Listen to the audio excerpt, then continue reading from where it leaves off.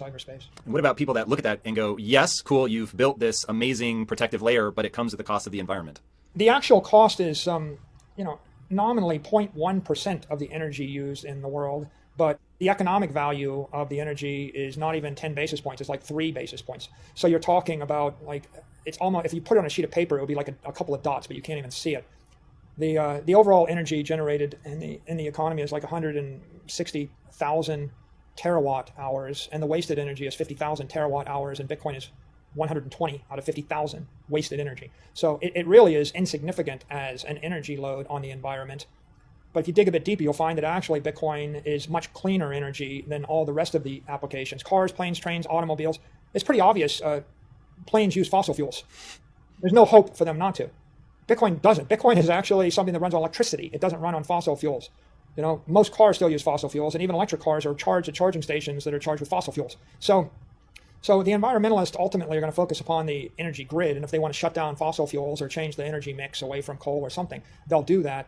Bitcoin is the highest value application of energy on a wholesale basis that we have in the world. There's nothing more valuable. There's no more valuable use of energy than Bitcoin. The latest generation of SHA-256 miners, they will generate almost 45 cents a kilowatt hour in value, which means you can take them anywhere on Earth to the North Pole. You can put a nuclear reactor on the North Pole and run Bitcoin mining from it. You can plug them into wind generators 1,000 miles out into a desert. You can plug them into geothermal on an island like Iceland, and you can generate 45 cents a kilowatt hour. The typical residential electricity cost is 13 cents a kilowatt hour. Industrial usage in the first world is 11 cents a kilowatt hour. And all of that energy has to be co-located with the factories and the people. Right? We don't have an industrial application of energy like Bitcoin that you can put anywhere on Earth. So what's the result? The result is that Bitcoin is used to recycle stranded energy or wasted energy. If you have a hydroelectric dam and you have a lot of energy, but you don't have people to use it, well, the dam is generating energy year round, but the people don't need it, but maybe a few months a year, or maybe they don't need it in the evening. They just need it during the day to run their air conditioners. Like air conditioning is a great example of a cycling energy use. Bitcoin is a perfect energy battery because you can run it at night while the people are asleep and the air conditioning is off. And so you level out energy consumption on the grid, thereby driving down the cost of energy for everybody on Earth. And for any plant that would otherwise be decommissioned, you have a use for it if you don't want to decommission it. And of course, as you can imagine, the sun shines in the desert where people don't live, and the wind blows in places where people don't live, and volcanoes, and geothermal energy exists where people don't want to live. Those are three sources of energy. They're all sustainable, renewable energy. But if you know anything about power engineering, you can't move electricity more than 500 miles on a grid, period. It's a hard stop, a hard limit.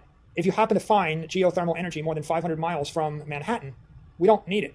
And newsflash, we've already got too much energy, right? So even if you found geothermal energy in the middle of Central Park, we still don't need it. And so what if I told you, Tom, I've actually got infinite free sustainable energy and it's 1,000 miles away from a city?